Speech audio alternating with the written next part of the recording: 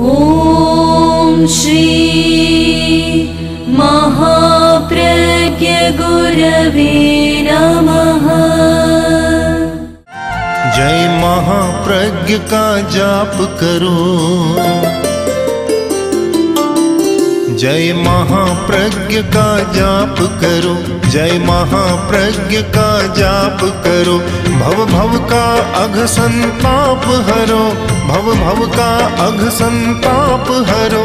जय महाप्रज्ञ का जाप करो, जय महाप्रज्ञ का जाप करो।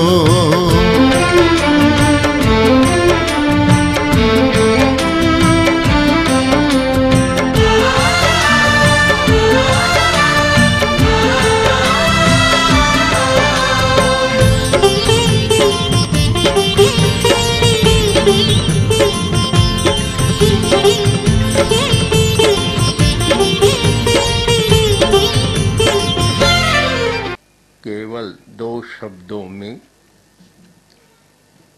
समस्या और समाधान छिपे हुए हैं। एक पदार्थ जगत और एक चेतना का जगत। यदि हमारे सामने केवल पदार्थ जगत है तो उसकी प्रकृति है समस्या पैदा करना, और दूसरी प्रकृति है कि प्रारंभ में तो अच्छा लगना और धीरे धीरे ऊब और असंतोष पैदा करना। दूसरा है आत्मा का जगत, अध्यात्म जगत, चेतना का जगत। प्रारंभ में तो कठिन लगता है, किंतु जैसे जैसे आदमी उस दिशा में जाता है आनंद असीम होता चला जाता है, बढ़ता चला जाता है।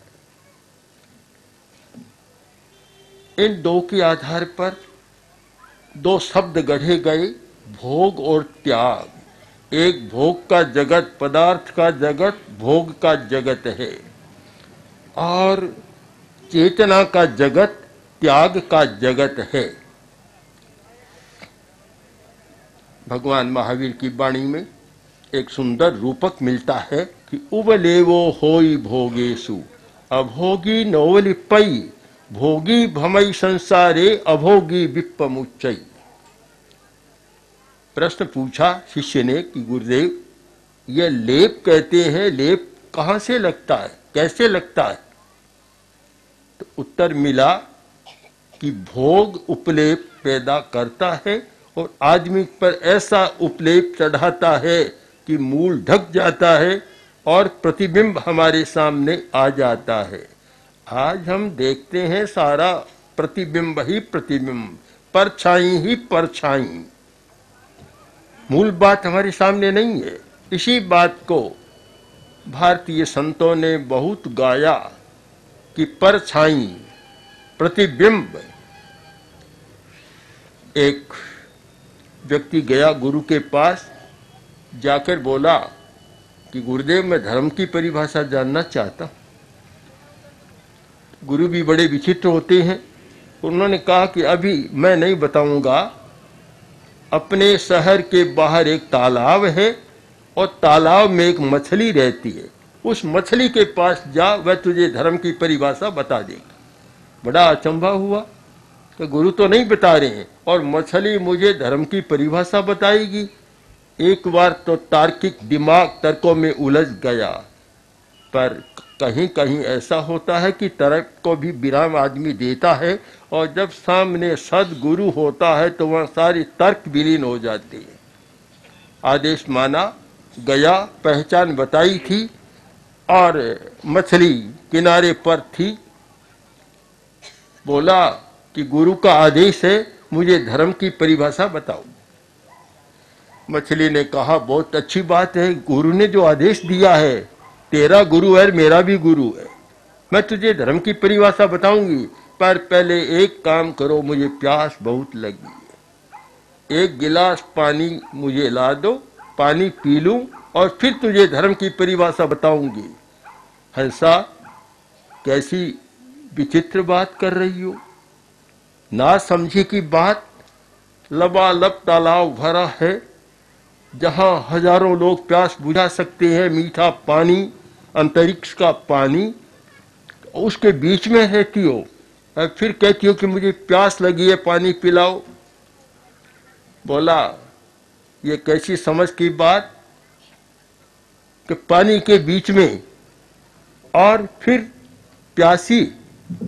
इसी बात को लेकर मीरा ने लिखा था कि पानी में मीन पियासी, पानी में मीन पियासी, मोई सुन सुन आवे हासी, पानी में मीन पियासी।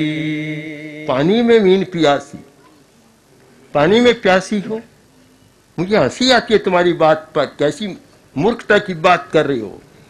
वह बोली कि तुम्हारी बात पर मुझे भी हंसी आ रही। मेरे पास धर्म की परिभाषा पूछने आए हो? धर्म तो तुम्हारे भीतर है, मुझसे धर्म की परिभाषा पूछने आए हो। परिभाषा मिल गई, समाधान हो गया। धर्म है कहाँ? अपने भीतर में खोजे हैं कहाँ? हम बाहर जाते हैं, खोज करते हैं। एक हमारा उपचार है, त्याग, संयम, व्रत, धर्म, अहिंसा तो हमारी भीतर है सारा। हम बाहर जाते हैं, परिभाषा पूछते हैं। बहुत लोग हमारे पास आते हैं, अहिंसा की परिभाषा। अहिंसा तो स्वाभाविक है, स्वभाव की क्या परिभाषा? वह तो हमारा स्वभाव है। हिंसा हमारा विभाव है, हमारा स्वभाव नहीं है। और अहिंसा हमारा स्वभाव है। अब भला स्वभाव की कोई परिभाषा होती है क्या?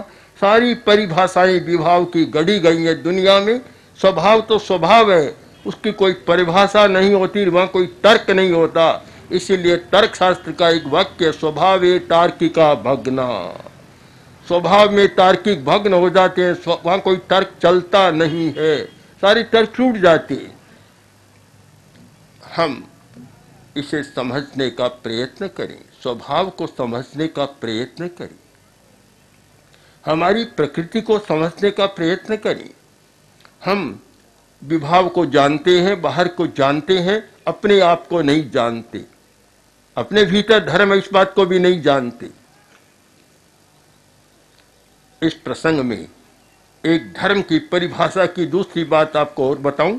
यूनान का एक बड़ा दार्शनिक संत हुआ है, डायोजेनिस। एक व्यक्ति आया उनके पास, आकर बोला कि संत, धर्म की परिभाषा जानना चाहता हूं। संत ने कहा अभी मेरे पास समय नहीं, तुम अपना पता बता दो, मैं परिभाषा लिख के तुझे भेज दूंगा। उसने पता बता दिया कि एथेंस हमारी राजधानी, राजभवन, उसके थोड़ी दूर पर एक कुटिया में मैं रहता हूं, राज्य कर्मचारी हूं। तो फिर संत ने कहा तुम्हारा स्थायी पता है? बोला स्थायी तो नहीं है, मैं बृहस्पतिवार को सरकारी कर्म से अमुक नगर में जाता हूं, उसका पता भी बता दिया। फिर पूछा ये तुम्हारा स्थायी पता है कि नहीं? स्थायी तो नहीं है, मैं रविवार को छुट्टी मनाने अमुक पहाड़ी पर जाता हूं। ये तुम्हारा स्थायी पता है? नहीं है। 3-4 बार पूछा स्थायी पता, स्थायी पता। किसी आदमी को एक बार से दूसरी बार पूछो तो तमतमा उठता है, गुस्से में आ जाता है, मूर्ख है, बार बार पूछता है। एक बार बता दिया फिर क्या पूछता है? तो बोला 3-4 बार पूछे, उसका तो क्रोध का ग्राफ कितना ऊंचा चला जाता है हम कल्पना नहीं कर सकते। एकदम गुस्से में आया कि क्या बार बार स्थायी पता करते हो? लो ये मेरा स्थायी पता, यहाँ रहता हूं। संत ने कहा तुम्हारा काम हो गया, यहाँ रहना धर्म है, यहाँ से बाहर जाना अधर्म। काम हो गया तुम्हारा, परिभाषा मिल गई। हम समझने का प्रयत्न करें पदार्थ की प्रकृति को और अपनी प्रकृति को समझने का प्रयत्न करें। पदार्थ एक लेप करता है, जब व्यक्ति पर लेप हो जाता है तो भारी बन जाता है। भगवान महावीर ने ज्ञाता की धर्म कथा, ज्ञाता में एक धर्म कथा के प्रसंग में बतलाया कि एक तुम्बा जो ऊपर तैरता है, कभी डूबता नहीं तुम्बा, पर उस पर लेप 1, 2, 3, 4, 5 मिट्टी के लेप 8 लेप लगा दिए। अब तुम्बे का क्या होगा? तैर नहीं पाएगा, वह डूब जाएगा। आत्मा पर भी न जाने कितने लेप लगे हुए हैं। आज तो किसी को आत्मा कहना ही मुश्किल है। किसको आत्मा माने? सारा का सारा पुद्गल ही पुद्गल, पुद्गल ही पुद्गल, पदार्थ ही पदार्थ, पदार्थ ही पदार्थ, और सारी भागम भाग दौड़ सारी पदार्थ के लिए हो रही है, आत्मा के लिए तो कहाँ। बहुत कठिन है। मुझे तो आश्चर्य होता है कि धर्म के क्षेत्र में भी आने वाले लोग मुख्यतः पदार्थ का दृष्टिकोण लेकर आते हैं। हमें तो बड़ा आश्चर्य होता है। यह पदार्थ का दृष्टिकोण, दुकान ठीक नहीं चल रही है, धंधा ठीक नहीं चल रहा है, लड़का नहीं हो रहा है, पता नहीं क्या क्या सामने आता है। आश्चर्य होता है कि आते हैं धर्म क्षेत्र में धर्म के लिए, आत्मा को जानने के लिए, सच्चाई को जानने के लिए, और वहां भी पदार्थ इतना हावी है कि पदार्थ के सिवाय कुछ दूसरा दिखाई नहीं देता। पूज्यपाद ने एक बहुत सुंदर लिखा कि पुद्गलै पुद्गला तृप्तिं यान्त्यात्मा पुनरात्मना पर तृप्ति समारोपो ज्ञानिना स्तन्न युज्यते। पुद्गलै पुद्गला तृप्तिं, पुद्गलों से तृप्त कौन हो रहा है? पुद्गल तृप्त हो रहा है। आत्मा तृप्त नहीं हो रही है, पुद्गल तृप्त हो रहा है। और हमने एक समारोप कर लिया, उपचार कर लिया, आरोपण कर लिया, और उसको आत्मक संतोष भी मान लिया। एक निष्कर्ष निकाली, हमें भोग से त्याग की ओर, एक होता है त्याग से भोग की ओर, दो दिशाएं, दो आयाम हमारे बन जाते हैं। हमारा प्रस्थान कहाँ हो? ये प्रस्थान सा था भोग से त्याग की ओर। उन्होंने कहा कि तुम व्रतों का पालन करो, फिर जो होता है वह हो जाएगा कुछ भी। उन्होंने बताया कि मैंने तुम्हें कोई पुत्र का वरदान नहीं दिया, आशीर्वाद नहीं दिया, मैंने तुम्हें व्रत दिए, और व्रत का एक प्रासंगिक फल होता है कि और कुछ भी मिल जाता है। मूल बात है त्याग की। हम लोग भोग के द्वारा कुछ पाना चाहते हैं, शायद यहाँ भ्रांति होती है। त्याग के साथ साथ कुछ और भी मिल जाता है, पर भोग से कुछ पाना चाहते हैं तो वहाँ और उलझ जाते हैं। हमें भोग और त्याग, इन दो शब्दों पर काफी ध्यान देना है। उदाहरण की भाषा में महावीर वाणी में समझाया गया कि उल्लो सुखो दो छूढ़ा गोलिया मट्टिया मया, दो भी आवड़िया कुड्डे जो उल्लो सोथ लग गई। मिट्टी के दो गोले, एक तो गीला गोला और एक केवल मिट्टी का सूखा गोला कर दिया गया। भीत पर फेंका, जो गीला था चिपक गया, जो सूखा था भीत को छुआ और नीचे उतर गया। हमारी चेतना कैसी रहे? जगत में रहते हुए, पदार्थों के बीच रहते हुए और पदार्थों का आवश्यक उपभोग करते हुए भी उस सूखे गोले के समान रहे कि पदार्थ को छुआ और नीचे चला गया। यह तब संभव है हमारे मन की चंचलता कम हो जाए। बहुत कठिन काम है। मुझे तो लगता है बार बार कि धार्मिक लोग बहुत बड़ी धर्म की बात करते हैं, बड़े बड़े तप त्याग संयम और साधना करते हैं, और बहुत सारे करते हैं, किंतु जो धर्म का पहला पाठ है मन की चंचलता को कम करना, पहला पाठ पढ़ने की जरूरत नहीं मानते, आवश्यकता नहीं समझते। जबकि पहली बात है कि हम कैसे मन की चंचलता को कम करें। जब मन की चंचलता कम होगी, हमारी एकाग्रता बढ़ेगी, अपने आप रास्ता मिल जाएगा। बड़ा कठिन काम है एकाग्र होना, चंचलता को कम करना। इतने लोग बैठे हैं, मैं पूछकर किसी को कुछ समस्या में डालना नहीं चाहता, पर मैं जानता हूं अपने अनुभव और ज्ञान के आधार पर, इतने लोगों में बहुत कम लोग ऐसे हैं कि 1 घंटा माला जप सामायिक करते हैं और 1 घंटा मन उसी में लगा रहता है। ऐसे लोग बहुत दुर्लभ है। अगर मैं ये कहूं अभी एक बात भी कहूं कि 5 मिनट तक एकदम केवल नमो अरहंताणम इस पर केंद्रित रहे, वे तो इस पंडाल में रहे, और दूसरा कोई विचार आए तो इस पंडाल में न रहे। 5 मिनट के बाद आंख खोलूंगा तो कितना भरा हुआ मिलेगा? खाली मिलेगा, खाली मिलेगा। ठीक एक प्रसंग में मैं बात कहा करता हूं, कोई एक संगीतज्ञ आया, शास्त्रीय संगीत वाला, और लोगों ने एक आयोजन किया, एक हॉल बुक किया, कार्यक्रम रखा और हॉल भर गया, बहुत लोग थे। अब शास्त्रीय संगीत था, अब अलाप शुरू किया, अलाप में 1.25 घंटा लग गया, लोग तो ऊपर चले गए। उसने आंख खोली, 1.25 घंटा बाद देखा तो हॉल तो खाली है। अरे सब चले गए, कहा चले गए? एक आदमी बैठा है। तो बोला ये कोई फिल्मी गाना नहीं है, शास्त्रीय संगीत है, कोई बात नहीं, एक श्रोता तो मिला। बोला बापूजी मैं श्रोता वोता कुछ नहीं हूं, मैं तो दरी के लिए बैठूं, आप उठे तो दरी लेके चलता हूं। शायद यही स्थिति बन जाती है, बड़ी विचित्र स्थिति बनती है। हम इस समस्या पर विचार करें, हमारी साधना कहां से शुरू हो, हमारी साधना का पहला पाठ कौन सा हो, हमारी साधना की पहली कक्षा कौन सी हो। पहली कक्षा को पढ़े बिना सीधा एमए का पर्चा भरते हैं, बस वही फाइनल में, प्रीवियस में भी नहीं, तो सीधा भरते हैं। हमें कुछ चिंतन करना होगा। नेमीचंद जी के बारे में सुना, समणी कुसुम प्रज्ञा ने तो नहीं देखा, हमने तो देखा है। जब पूज्य कालगुण यहाँ पधारे थे इंदौर, तब देखा, और भी देखा है अन्य शहरों में भी।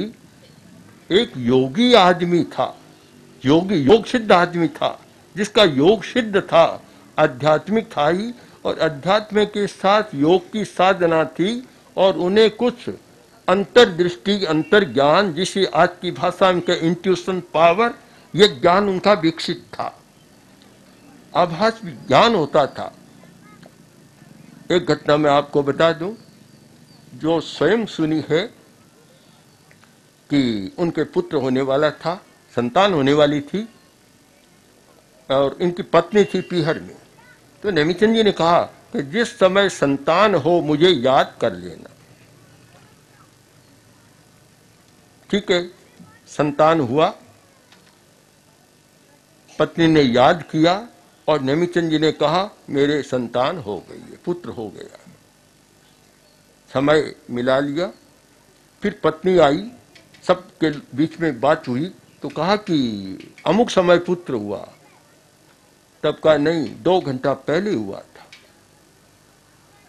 पर उस समय मैं सचेत अवस्था में नहीं थी, 2 घंटा बाद आपको याद किया, वह समय आपका ठीक है। एक अंतर्ज्ञान, और उन्होंने प्रयोग किए, प्रयोग धर्मा थे।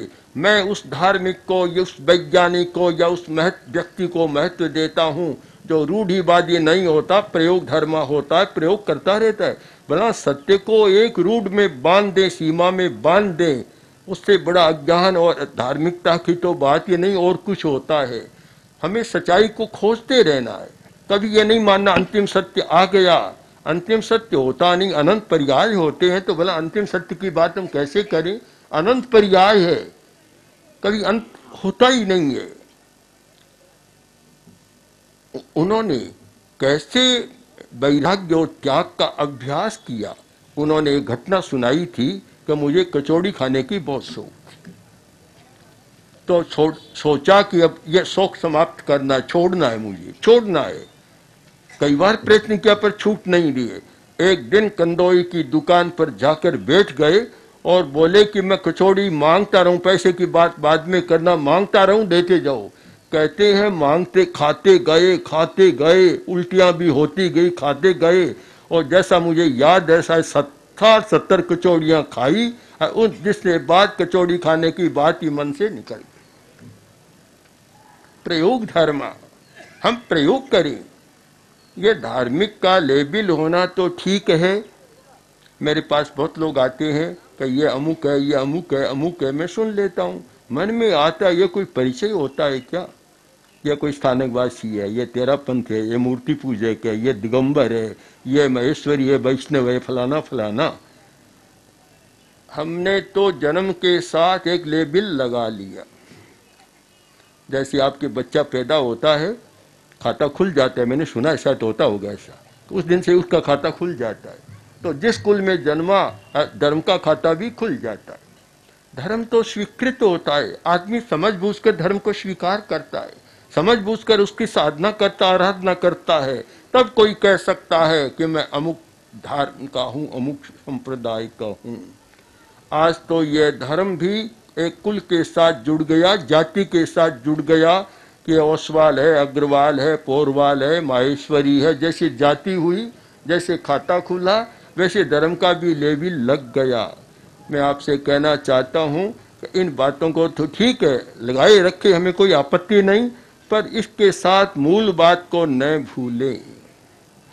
जब मूल बात को हम भूल जाते हैं, समस्या पैदा होती है। मूल है हमारी चेतना, आत्मा, संयम। इस बात को अगर ये कोई परिचय मुझे दे कि ये व्यक्ति इतना त्यागी है कि इतने से ज्यादा संग्रह नहीं करता, मैं मानता हूँ बहुत बड़ा परिचय है, बहुत अच्छा आदमी है जो कि इतने से ज्यादा धन का संग्रह नहीं करता, ये बाजार में कभी अनैतिक व्यवहार नहीं करता, झूठा तोल माप नहीं करता, किसी को धोखा नहीं देता। अगर यह परिचय मिले, बड़ा आह्लाद होता है, संतोष मिलता है। दूसरे दूसरे परिचय, चाहे मैं अहमदाबाद में था, गांधीनगर में था, बंबई में, बड़ौदा में, सूरत में, लगभग परिचय मिलता आते हैं कि ये बहुत बड़ा आदमी है। मैंने कहा भी क्या करते हो, क्या करते हो? मैं व्यापार धंधा नहीं पूछ रहा हूँ, क्या तुम्हारे मन में करुणा है और है? प्रश्न पूछे तो बात बदल गई सारी। बहुत बड़ा आदमी। मैंने तो अब तक किसी को बड़ा आदमी माना नहीं, समझा नहीं, देखा नहीं। कौन बड़ा है, कौन बड़ा है? ऊपर ऊपरी पश्यंत सर्व एव दारिद्रति। नीचे देखो, अधोदय पश्यते कस्य महिमानो गरीयसी। नीचे देखो, समझता है मैं उससे बड़ा हूं, फिर आगे उससे बड़ा हूं, फिर उससे आगे बड़ा हूं। जब मैंने पढ़ा, हिंदुस्तान में मानते थे कि यहां वर्ष में 1 करोड़ 2 करोड़ का वेतन मिलता है। बहुत बड़ी कंपनी है, बहुत बड़े आदमी है, इनको इतना वेतन मिलता है।